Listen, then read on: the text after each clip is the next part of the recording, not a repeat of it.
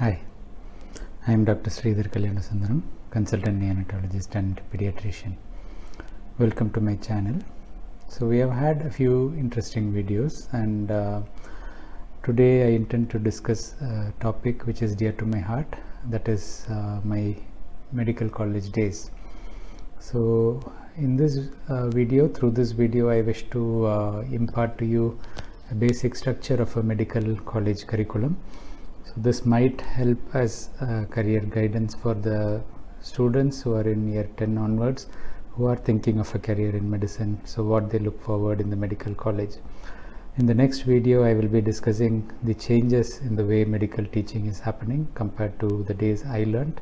So I joined medicine in 1989, August 1989 to be precise, and I joined Stanley Medical College in Chennai, which is one of the prestigious and one of the oldest medical institutions. It was founded during the British days, and it has progressed so well. So many changes compared to what we studied in when we visited recently. We had the 30th year reunion after the joining of medical college. Me and many of my friends visited the college. Tremendous changes, tremendous development of infrastructure, but still the spirit stays the same. We call it the Stanleyan spirit fondly. So when I joined medicine, it was a 5.5 year course. It has not changed much in India. In different parts of the world, the duration of the course is different. The way you complete it, like the foundation years, FS1, FS2 in UK compared to internship of 1 year in India. And many places have an attached rural service as well as part of the bond these days compared to previously. If you are training in a private medical college, of course the fees are going to be higher. The infrastructure may be slightly more comfortable for you compared to what you get in a government medical college. When I joined medicine, it was hugely subsidized by the government, and luckily if you are a merit holder, you get into one of those seats. The course is structured over 5.5 years, of which 4.5 years is learning, and 1 year is a practical application of your skills you learned in different specialties, and that is called house agency or internship. We used to call it CRRI, for compulsory rotary residential internship program. So you are expected to be in the hospital during the time you do your internship. The first year starts with a very exciting period. We have anatomy, which is the study of the human body, the structure of the different parts of the body, as well as the functional relationship of the structure to the function. So one of the most exciting parts of anatomy is, of course, the dissection. Some of us dislike it in the beginning because of the smell of the formalin that is used to preserve the cadaver. As medical students, we are taught to respect and thank the people who donated the cadavers, because otherwise we wouldn't be learning medicine. As I will discuss in the next video, things are moving to more simulation based teaching, so real cadavers are hard to come by. Even if somebody donates some, in the maintenance of it, the different concerns about infections and so on, reduces the use of live dissection in medical colleges these days. It's still happening, but it's reducing, and in Western countries it's almost negligible. Only some universities offer that. So we dissect each part of the body. We learn the structures from the top to the bottom of that structure, and we have discussions during the same session. We also have lectures which teach us how things are done. Along with anatomy, we learn a very important subject called physiology, which kind of builds a basis. Most of us start learning some form of physiology in school itself, like physiology of the digestive system, the cardiovascular system, how the body works, how each system of the body contributes to the homeostasis or the general well-being of the human being. So during physiology, we have labs where we conduct electrophysiologic experiments. We review microscopy of our own blood cells and the different functioning of different parts of the body. So we have neurophysiology, where the electrical activity of the brain is studied. We have physiology of the cardiovascular system, where we have studying of how the heart muscle contracts well, and we have different physics terms as well involved in it, like Frank Starling's law, where the stretch of the muscle improves the effectiveness.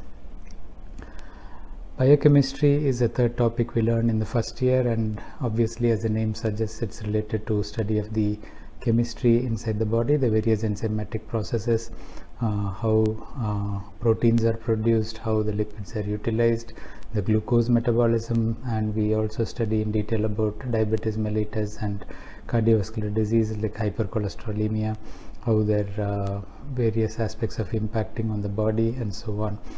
Biochemistry is one of the more tough subjects for most people because you are more used to learning physiology, for example, with interest, but biochemistry starts getting a bit dry because it's more like organic chemistry. Of course, the practical applications of it are quite interesting. Then we have the exams at the end of the 1.5 years where we complete all the 3 subjects. You may have divided into 2 parts as we used to have. Part of the exams was multiple choice and part of it was essay writing. The second set of MBBS starts with the completion of 18 months when you have completed or passed the anatomy, physiology and biochemistry. In case you didn't pass one subject, you may be able to carry it over and take the exam at the next sitting, but if you fail another time, you have to go back to an additional batch. We have 3 subjects again in the second part, which is pathology, pharmacology and microbiology. So these are more to deal with diseases, and pathology is a very important subject. Physiology and pathology combined together lead to your full understanding of how the clinical problems work. So if you understand physiology and pathology well, you'll do very well in your medical career all through. So please focus on these subjects if you have joined medicine yourself. Pathology is a very interesting subject. I mean, it looks into the disease processes, how each of them cause the problems that happen with the disease. They look at the structural changes in the organs. So histopathology is where we look at the microscopic changes in the tissues, and that is an interesting field as well. Pathophysiology is the definition of how a disease starts and how it leads to the problems that it leads to. It can be an infection where the germ gets into the body and multiplies and damages certain structures. It can be a problem like atherosclerosis where the hypercholesterolemia leads to damage in the blood vessel walls, and then a deposit of cholesterol and similar fat substances happen which block the vessels, and that leads to heart attack, stroke and so on. Hypertension may predispose to this by damaging the vessel wall. So this is what we mean by pathogenesis and pathophysiology. We have microbiology where we learn about germs. So we have bacteria, virus, fungi, the different types, the gram staining, the gram positive, the gram negative, the antibiotics, how they are supposed to act on the germs based on the microbiological principles. We also have parasitology where we learn about malaria, protozoa like amoeba and so on. So we have different fields in microbiology as well, which we deal in detail. Pharmacology goes with microbiology in that we learn about medications, especially antibiotics and various other aspects. This is one field where there has been huge advances since the time we started medicine. So many newer medications have come up, the different mechanisms of action have come up. Of course, those who have studied earlier need to keep abreast of it by continuing medical education programs. The third component of medicine comes up. So this is again 18 months. So you've finished nearly 3 years of your medical career completing these subjects.